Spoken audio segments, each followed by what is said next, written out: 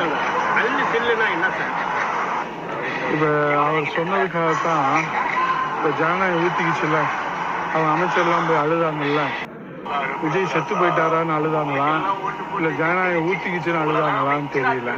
அதாவது அரசியல் பாரம்பரியத்திலேயோ அரசியலுடைய அனுபவத்திலேயோ அரசியல் நாகரிகத்திலேயோ வந்திருந்தா இந்த மாதிரி 54 ஆண்டு கட்சியை, எம்ஜிஆர் ஆரம்பித்த கட்சியை, அம்மா வளர்த்த கட்சியை எடப்பாடியார் பாதுகாக்கிறாங்க.